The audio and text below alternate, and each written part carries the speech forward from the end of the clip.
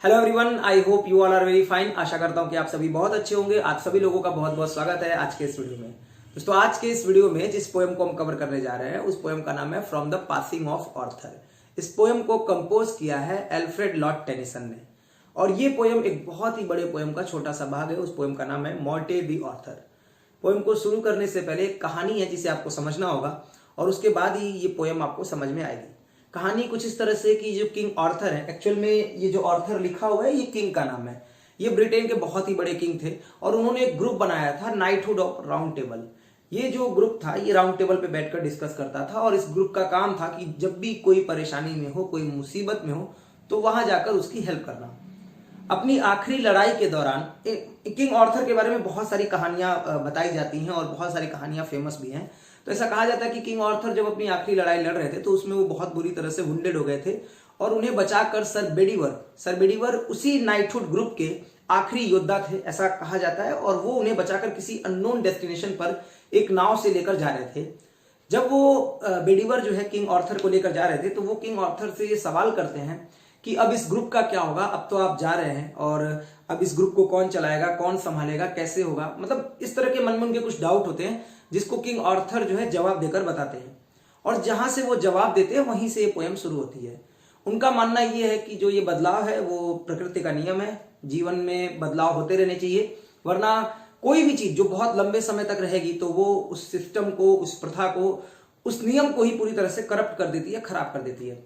तो चलिए इस पोएम को शुरू करते हैं। दोस्तों, इस वीडियो को पूरा आखिरी तक देखिएगा। पोएम बहुत ही इंटरेस्टिंग है, बहुत ही मजेदार पोएम है, और अगर वीडियो अच्छा लगे तो वीडियो को शेयर जरूर कीजिएगा। चलिए स्टार्ट करते हैं आज का ये जो पोएम है। लिखा हुआ है, and slowly answered Arthur from the barge, the old order changed yielding places to new, and God fulfils himself in many ways, lest one good custom should corrupt the world. इन 4 लाइनों में Arthur जो है वो जवाब देते हैं। देखो यहाँ लिखा हुआ है आंसर्ड। जैसे ही बेडीवर ये कहते हैं कि किंग अब क्या होगा उस ग्रुप का, जो ग्रुप हमने बनाया था, है ना, मैं आखिरी योद्धा हूं, आप पूरी तरह से घायल हो, और अब हम क्या करेंगे। तो वहां पे ऑर्थर बोलते हैं, and slowly Arthur answered Arthur, बड़े ही आराम से जवाब देते हैं Arthur, from the barge. Barge मतलब नाव, एक छोटी सी नाव पे बैठकर वो लोग जा रहे होते हैं किसी अननोन डेस्टिनेशन पे, तो वहां से वो जवाब देते हैं। द ओल्ड ऑर्डर चेंज, जो भी पुराने नियम है वो बदलते हैं। The old order change yielding places to new, और नई चीजों को जगह देते हैं।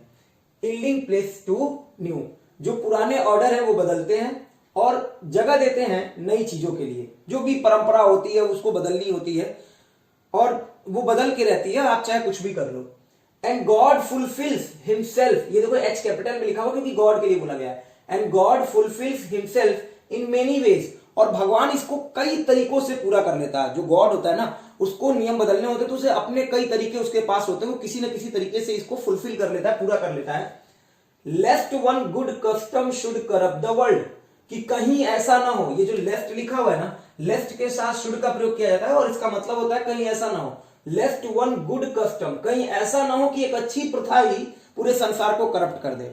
देखो, कई बार अगर आप किसी जगह पे लगातार जाओ तो वहां से आपका सम्मान घट जाता है। ऐसा कहा जाता है, अंग्रेजी में एक कहावत है, इंग्लिश में एक आप कह सकते हो सेइंग है कि फैमिलियरिटी ब्रीड्स कंटेम्प्ट। अगर बहुत ज्यादा फैमिलियर हो गए तो ब्रीड का मतलब होता है जन्म देना, वो फैमिलियरिटी कंटेम्प्ट का मतलब होता है तिरस्कार। तो फैमिलियरिटी जो है वो ब्रीड करती है, जन्म देती है कंटेम्प्ट को, तिरस्कार को। बहुत ज्यादा अगर आप किसी से फैमिलियर हो जाओगे तो वही बात यहां बोली जा रही है कि lest one good custom should corrupt the world. और इस लेस्ट और शुड को समझिएगा कि लेस्ट का मतलब होता है कहीं ऐसा ना हो, और हमेशा इसके साथ शुड यूज करो, और अगर नहीं यूज कर रहे हो तो सिंपल वर्ब की फर्स्ट फॉर्म। ठीक है, जैसे धीरे चलो कहीं ऐसा ना हो कि गिर जाओ, तो walk slowly लेस्ट you should fall. धीरे चलो कहीं ऐसा ना हो कि तुम गिर जाओ। क्लियर हो गया? चलो, तो इसमें बार्ज से किंग ऑर्थर ये जवाब देते हैं बड़े ही धीरे धीरे कि पुरानी चीजें तो बदलती हैं, नई चीजों को जगह देती हैं, क्योंकि भगवान ऐसे ही इन सभी चीजों को फुलफिल करता है जब भी उसको नई चीजें लानी होती है, तो कि कहीं ऐसा ना हो एक अच्छी प्रथा उस पूरे वर्ल्ड को करप्ट कर दे, खराब कर दे। कंफर्ट दाई सेल्फ, दाई का मतलब होता है खुद के लिए बोलना है। अपने आप को कंफर्ट करो, अपने आप के अंदर कंफर्ट ले आओ। What comfort is in me, मेरे अंदर कौन सा कंफर्ट है ना। तो मुझसे क्यों ये सब पूछ रहे हो कि अब क्या होगा इस ग्रुप का, ये सब तो होना ही है। तो अपने आप को कंफर्ट दो, comfort thyself. What comfort is in me, मेरे अंदर कहां कौन सा कंफर्ट है। I have lived my life, मैंने तो अपना जीवन जी लिया। I have lived my life, मैंने अपना जीवन जी लिया। And that which I have done, और जो कुछ भी मैंने किया है, and that which I have done, जो कुछ भी मैंने किया है, may he within himself make pure, भगवान करे कि वो उसको, जो गॉड है वो उसी रूप में स्वीकार करे। मतलब जो कुछ भी मैंने किया है ना, भगवान उसको उसी रूप में स्वीकार करे। मेक प्योर का मतलब उसको उसी रूप में स्वीकार करे। बट दो, लेकिन तुम, बट दो, लेकिन तुम, इफ दो should never see my face again, अगर तुम मेरा चेहरा फिर कभी नहीं देखे।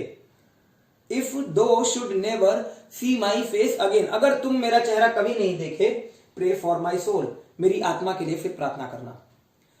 किंग ऑर्थर बेडीवर से कहते हैं कि देखो मेरे अंदर कंफर्ट ना ढूंढो। ये जो तुम क्वेश्चन पूछ रहे हो ना कि अब क्या होगा इस ग्रुप का, तो इसके लिए मुझसे मत पूछो, है ना। What comfort is in me, मेरे अंदर कोई कंफर्ट नहीं है। मुझे जो अपना जीवन जीना था मैंने तो जी लिया, और जो कुछ भी मैंने किया है उसको भगवान उसी रूप में स्वीकार करेंगे। अब तुम्हें यह ध्यान रखना है कि अगर तुम मेरा चेहरा कभी ना देखो तो मेरी आत्मा के लिए प्रार्थना करो, प्रे फॉर माई सोल करना। ये किंग ऑर्थर अब इस वाले पूरे लाइन में बता रहे हैं। देखो यहां से पोएम जो है ना थोड़ा भगवान के प्रति ज्यादा समर्पित हो जाएगा कि क्यों हमें भगवान की पूजा करनी चाहिए और क्या है हमारा जीवन का उद्देश्य। More things are wrought by prayer than this world dreams of. अगर आप यहां से देखो तो ये देन लगा हुआ है कंपैरिजन के लिए।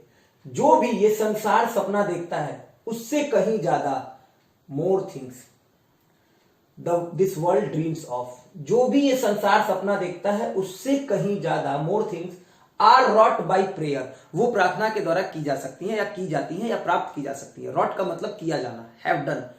तो मोर थिंग्स आर रॉट, बहुत सारी चीजें की जा सकती हैं बाई प्रेयर, प्रार्थना के द्वारा, than this world dreams of, जो भी ये संसार सपना देखता है उससे कहीं ज्यादा, जो कुछ भी आप सोचते हो उससे कहीं ज्यादा चीजें की जा सकती हैं अगर आप केवल प्रार्थना करो और बहुत ही सच्चे मन से प्रार्थना करो। वेयरफॉर, जिस कारणवश, wherefore let thy voice rise like a fountain for me night and day, और इसी वजह से लेट दाई वॉइस मतलब अपनी आवाज को राइज करो, ऊपर ले आओ, फाउंटेन की तरह दिन और रात मेरे लिए। Late thy voice rise like a fountain for me night and day. Fountain फुहारा होता है जिसे लगातार ऊपर की ओर उठता रहता है, तो वही किंग ऑर्थर कह रहे हैं बेडीवर से कि तुम अपनी आवाज को भी ऐसे ही मेरे लिए हमेशा उठाओ, प्रार्थना करते रहो मेरे लिए। For What are men better than sheep and goats? और यही कारण है, इसीलिए तो जो मैन है वो बेटर है, वो बेहतर होते हैं भेड़ और बकरियों से। That nourish a blind life within the brain, if knowing gods they lift not hands of prayer, both for themselves and those who call them friends। अब यहां तक देखो क्या बोला जा रहा है, क्योंकि वो लोग जिनके पास दिमाग होता है और फिर भी वो इग्नोरेंस वाला रास्ता अपनाते हैं। नरिश का मतलब होता है पालन पोषण करना, यानी कि उस चीज को पनपने देना, उस चीज को बढ़ने देना, उस चीज को होने देना। क्या होने देना? That nourish a blind life, एक blind life. What do you mean by blind life? Blind life का यहाँ पे मतलब क्या है? तो यहाँ पे ब्लाइंड लाइफ का मतलब होता है जो मतलब ईश्वर का अस्तित्व नहीं है वहां पे, ऐसा जीवन जहां पे ईश्वर का अस्तित्व नहीं है। और तब भी कब? विद इन द ब्रेन, दिमाग होते हुए भी। तो अगर ऐसा हो रहा है, यदि भगवान को जानते हुए, ब्रेन के होने के बाद भी अगर ऐसा जीवन हो रहा है कि नरिश अ ब्लाइंड लाइफ, यानी कि ईश्वर का अस्तित्व है ही नहीं उस जीवन में, they lift not hand of prayer, और वो भगवान के लिए प्रार्थना के लिए हाथ नहीं उठाते, they lift not hands of prayer, वो प्रार्थना के लिए हाथ नहीं उठाते, both for themselves and those who call them friend, और चाहे वो खुद के लिए और चाहे वो जिनको अपना दोस्त कहते हैं उनके लिए। केवल आपको अपने लिए प्रार्थना नहीं करना है, अपने दोस्तों के लिए भी प्रार्थना करना है। तो बोला जा रहा है कि वो लोग तो ब्लाइंड लाइफ जीते हैं बिल्कुल with in the brain, brain होते हुए भी।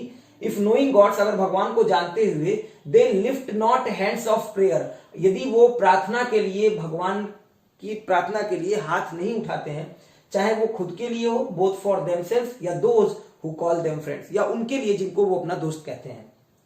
For so the whole round earth is every way bound by gold chains about the feet of God. अब यहां पे ये बोला जा रहा है क्योंकि ये जो पूरा होल राउंड अर्थ है, यानी कि जो पूरा गोल संसार है, इज एवरी वे, वो हर तरीके से बाउंड है, बंधा हुआ है, बाय गोल्ड चेन्स, है ना। चेन मतलब एक जंजीर हो गई, सोने की जंजीर से, और ये कौन सी जंजीर है? प्रार्थना की जंजीर है। कहां? About the feet of God, मतलब जो कुछ भी हम यहाँ हैं और भगवान जो है उनके कदमों में जाकर ये पूरी चीजें बधी हुई है, पूरा संसार बधा हुआ है केवल और केवल प्रार्थना के द्वारा। बट नाउ, लेकिन अभी के लिए फेयरवेल, अलविदा बेडीवर, ये उनका शायद आखिरी स्टेटमेंट होता है किंग आर्थर का। तो उम्मीद है कि ये पोएम आपको पसंद आई होगी, अच्छी लगी होगी, कुछ सीखने को मिला होगा। आज के लिए इतना ही है। नेक्स्ट सेशन में हम फिर किसी पोएम के साथ मिलेंगे।